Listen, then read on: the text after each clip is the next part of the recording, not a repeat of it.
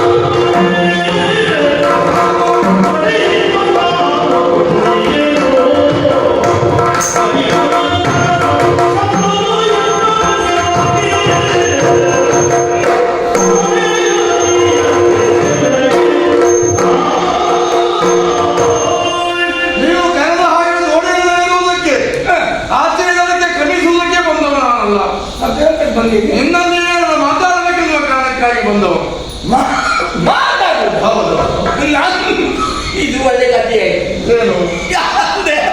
ನಾನು ನಿಮ್ಗೆ ಅಂತ ಮಾತಿತ್ತೆ, ನಮ್ಗ ಎರಡೇ ಜನಕ್ಕೆ ಮಾತಾಡುದ. ಒಂದ ಆಗಿ ಬರಕ್ಕೆ ಒಂದು ಮಾತ, ಇಲ್ಲ ಎಲ್ಲಾದ್ರೂ ಒಬ್ರು ಮೀನ್ ವ್ಯಾಪಾರಕ್ಕೆ ಬರ್ತಾರೆ, ಅವ್ರ ಹತ್ರ ಮತ್ತೆ ಉಳಿದವ್ರ ಹತ್ರ ನಮ್ಗೆ ಅಂತ ಮಾತು ಇದೆಲ್ಲವೂ ಮತ್ತೆ ಅಂತ. ಹಾಗಾದ್ರೆ ವಿಷಯ ಒಂದು ವೇಳೆ ಖಂಡಿತವಾಗಿ ಉಂಟು, ಅದನ್ನು ಕೇಳಬೇಕು ಅಂತಲೇ ಬರ್ತದಲ್ಲ. ಏನು ಆ ಬದಿಯಲ್ಲಿ ನಿನಗಿಂತ ಮುಂಚೆ ನನಗೆ ಕಂಡುಳಲ್ಲ ನಿನ್ನ ಮಗಳು, ಅವಳ ವಿಷಯ ಒಂದೇ ಕೇಳಲು ಬರುತ್ತಲ್ಲ. ನಿನ್ನ ಮಗಳು ಅನ್ನೋದು ನನಗೆ ಅರ್ಥ ಆಯ್ತು. ಅವ್ರ ಗರ್ಭಿಯನ್ನು ಹೇಳ್ತಾರು ನಾವು ಯೋಜನೆಗೆ ಅರ್ಥ ಆಯ್ತು. ಅವಳು ಹೇಳಿದಳು, ಅವಳನ್ನು ನೋಡಿದ ಮೇಲೆ, ಅವಳನ್ನು ಕಂಡ ಮೇಲೆ ನನ್ನಲ್ಲಿರುವ ಭಾವ ಬದಲಾಯಿತು. ನಾನೊಬ್ಬ ರಾಜ, ಬಹುಶಃ ನೀವು ತಿಳಿದಿದ್ದೀಯ. ಎಲ್ಲೋ ಕಣ್ಣಲ್ಲಿ ಆಗ್ತದೆ. ದೊರೆ ಶಂತನು ಭೂಪತಿ, ಓ ಚಕ್ರವರ್ತಿಗಳು, ಚಕ್ರವರ್ತಿ, ಅದೇ ಚಕ್ರವರ್ತಿಗಳನ್ನು ಕೇಳಿದೆ. ಚಕ್ರವರ್ತಿಯಾದಂತಹ ನಾನು ನಿನ್ನ ಮಗಳನ್ನ ಕಂಡು ಅವಳನ್ನು ಮದುವೆಯಾಗಬೇಕು ಅನ್ನೋ ತೀರ್ಮಾನಕ್ಕೆ ಬಂದಿದ್ದೇನೆ. ಮಳ್ಳ ಯಾಕೆ ಮಳ್ಳ ಇಲ್ಲ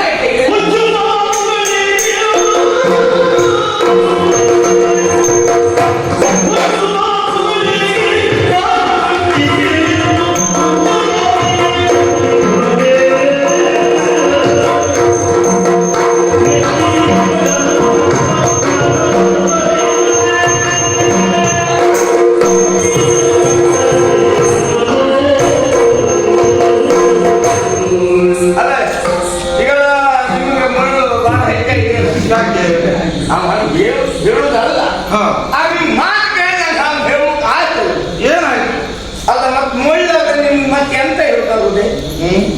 ಈಗ ಹುಚ್ಚಿಡ್ದ ಮಾತಾಡ್ತಾರ ನಿಮ್ ಕುಲಯ ನಮ್ ಕುಲಯ. ಈಗ ಒಂದು ಮಾತಿತ್ತು, ಕುಲ ನೋಡಿ ಹೆಣ್ ಬಡ್ಕ, ಮರ ನೋಡಿ ಬಳ್ಳಿ ನಡ್ಕ ನಂಗೆ ಮಾತಿ. ನಾವು ಮೀನ್ ಹಿಡಿದ ಬರುತ್ತ ಮಂದಿ ಕೆಲವರೆಲ್ಲ ನಮ್ಮ ಕಡಿ ಕುಲದವರಲ್ಲಿ ಹೇಳ ಆಯ್ತು. ಆದ್ರೂ ನಿಮ್ ಕುಲಕ್ಕೆ ನಾವು ಹೆಣ್ಣು ಕೊಟ್ಟು ಏನಾಗ್ತದೆ ಗೊತ್ತಿತ್ತ? ಏನಾಗ್ತದೆ? ನಾಳೆ ನಮ್ಗೆಲ್ಲ ಬೇಕರಿಗೆ ನೀ ಮತ್ತು ಮಾರಾಟ ಮಾಡೋ ಮಕ್ಕಳೆಲ್ಲ ಹೇಳ್ತಾರೆ, ನಾನು ನಿಮ್ಗೆ ಕೇಳಿರೋದು ಮಳ್ಳಿ ಹಿಡಿದಂಗೆ ಅವರೆಲ್ಲ ನನ್ ಕೇಳ್ತಾರೆ, ವ್ಯಕ್ತಿ ಹಿಡಿದು ಕೇಳ್ತಾರೆ, ನಿಂಗೆ ತಲೆ ಕೆಟ್ಟಿದ್ದ ಅವ್ರ ಕೊಡಕ್ಕೆ ಹೇಳ್ಕೊಡೋಕೆ ಅಂತ ಸುಮ್ಮನೆ ಕೇಳಿದ್ದೇನೆ ಒಂದೊಂದು ಆಸೆಗಾರ.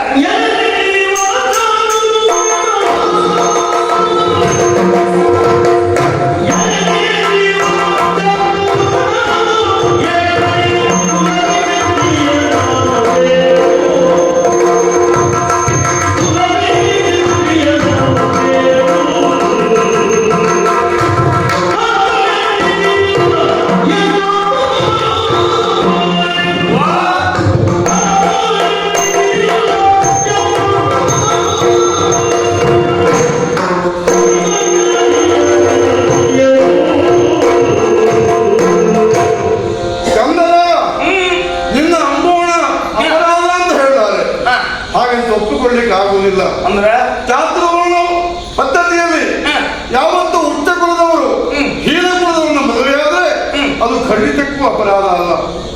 ಹೌದು. ಓ ಹಂಗಿದ್ದ ಶಾಸ್ತ್ರ ಹ್ಯಾಂಗ್ ಬೇಕಾದ ಅಲ್ಲ ಅಲ್ಲ, ಅದು ನಾನು ಏನೋ ಮಾಡಿದ್ದಲ್ಲ, ಪೂರ್ವಜರು ಮಾಡಿದಂತಹ ಶಾಸ್ತ್ರ ಅದು. ಇನ್ನು ಈ ನನ್ನ ರಾಜರಾದಂತ ನನಗೆ ಹಲವು ಮದುವೆ ಆಗುವುದು ನನ್ನ ರಾಜನಾಥನ ಲಕ್ಷಣಗಳಲ್ಲಿ ಬಂತು. ಅಲ್ಲ ಕೇಳಿದೆ ನಾನು. ಆ ನೆಲೆಯಲ್ಲಿಯೂ ನಾನು ಮದುವೆ ಆಗಬಹುದು. ಒಟ್ಟು ನಡೆಸು ಯೋಗ್ಯತೆ ಎಷ್ಟು ಮದುವೆ ಆಗಲಾಗ್ತದೆ ಹೇಳಿ. ಆ ಕಾರಣಕ್ಕಾಗಿ ರಾಜನಾದಂತ ನನಗೆ ನಿನ್ನ ಮಕ್ಕಳನ್ನ ಕೊಟ್ಟು ಮದುವೆ ಮಾಡು. ಅಲ್ಲದೆ ಏನು ಮಾಡೋದು ನಿಮ್ಗ ನಾನು ಕೇಳಿದೆ.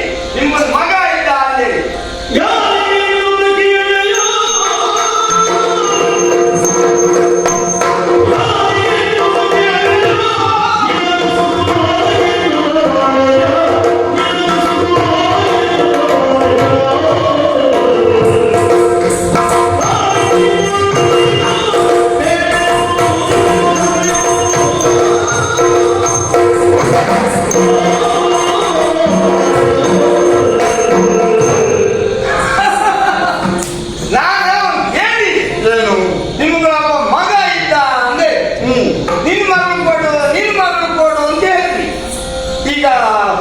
ಮಗನ ಕೊಡುದು ನಿಮ್ಗ ಅಲ್ಲ ನಿಮ್ಮ ಮಗನಿಗೆ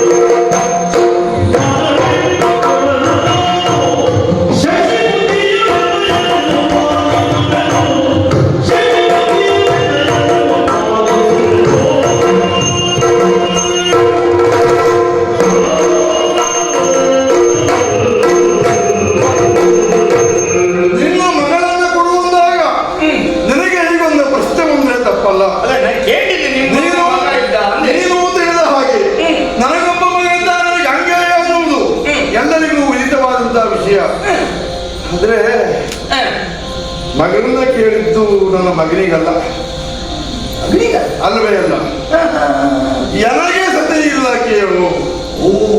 ನನಗೆ ಮಗ ಇದ್ದಾನೆ ಆದ್ರೆ ನನಗೆ ಹೆಂಡತಿ ಇಲ್ಲ.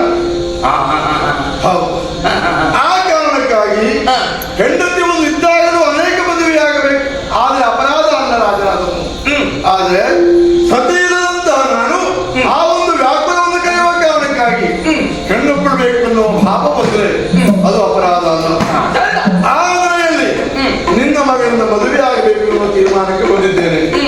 ನೋಡು, ರಾಜನಾದಂತ ನಾನು, ಬಲಾಢ್ಯನಾದಂತ ನಾನು ಬಲಾತ್ಕಾರವಾಗಿ ನಿನ್ನ ಮಗಳನ್ನು ಕೇಳಬಹುದಿತ್ತು, ಎಲ್ಲ ಪಡೆಯಬಹುದಿತ್ತು. ಆ ಕಾಲಕ್ಕೆ ನಾನು ಹೋಗಲಿಲ್ಲ. ಕೈ ಮುಗಿತು. ಸಂಸ್ಕಾರಯುಕ್ತವಾಗಿ ಕೇಳ್ತಾ ಇದ್ದೇನೆ, ಮನಸ್ಸಿನಿಂದ ಒಪ್ಪಿದ್ದೇನೆ. ಮಗಳನ್ನು ನನಗೆ ಕೊಟ್ಟು ಮದುವೆ ಮಾಡು. ಅಲ್ಲ ಮಗಳು ಕೊಡುವುದ ಮುಂದೆ ಏನಂದ್ರೆ ನನಗೆ ವಿಷಯ ಮುಂದೆ ಅಂದ್ರೆ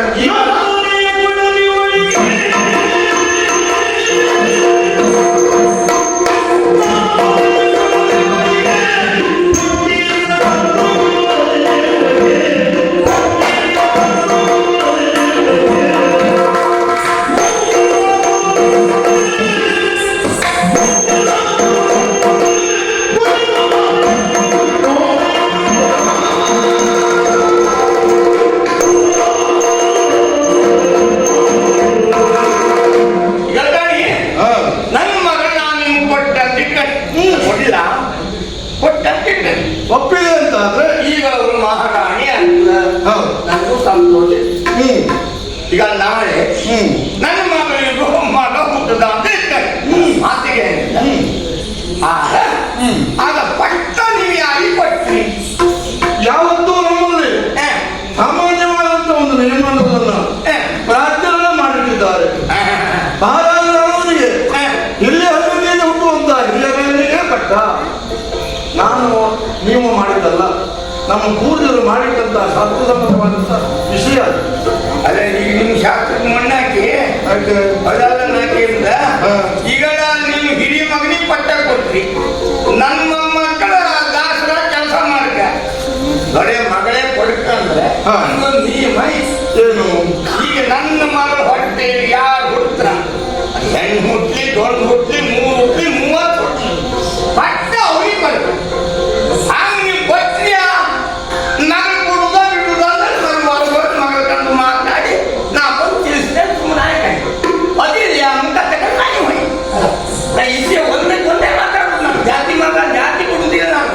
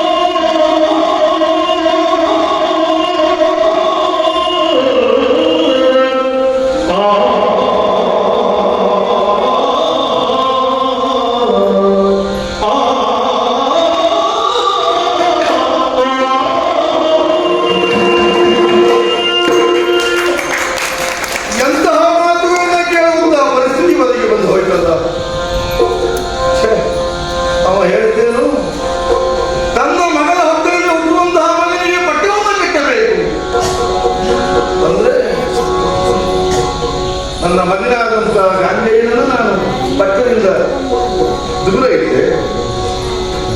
ಯಾವ ಮಹತ್ಕಾರಕ್ಕಾಗಿ ಆ ಕಾರ್ಯವನ್ನು ಮಾಡ್ತೀವಿ ಅಂತ ಹೇಳಿದ್ರೆ ನಾಳೆ ಪ್ರಪಂಚಕ್ಕೆ ಹೇಗೆ ಉತ್ತರ ಕೊಡುದು? ನಾನು ಸಮಾಜ ಹೇಳದಿತ್ತು ನಾಳೆ ಶಂತನು ಭೂಪತಿ ತಾನು ಮದುವೆಯಾಗಬೇಕೆನ್ನುವ ಕಾರಣಕ್ಕಾಗಿ ತನ್ನ ದೈಹಿಕ ಸುಖಕ್ಕಾಗಿ ಮಗನಿಗೆ ಸಿಗಬೇಕಾದಂತಹ ಮೊತ್ತವನ್ನು ಕೊಡಲಿಲ್ಲ ಕಳೆದ ಅಂತ ಹೇಳಿದ್ರೆ ಮುಂದಿನ ಪ್ರಪಂಚಕ್ಕೆ ಉತ್ತರದಾಯಿತು ನಾನೇ ಅಲ್ವೇ? ಗಂಗೆ ಹೋಗಿ ಎಷ್ಟು ಕಾಲ ಕಳೆದು ಹೋಯಿತು. ಇಷ್ಟು ದಿವಸ ಸರಿಮೆಯಾಗಿದ್ದಂತ ನಾನು ಯಾಕೆ ಇವತ್ತು ಕಾಳಜಿ ಆಗ್ತಾ ಇದ್ದೇನೆ?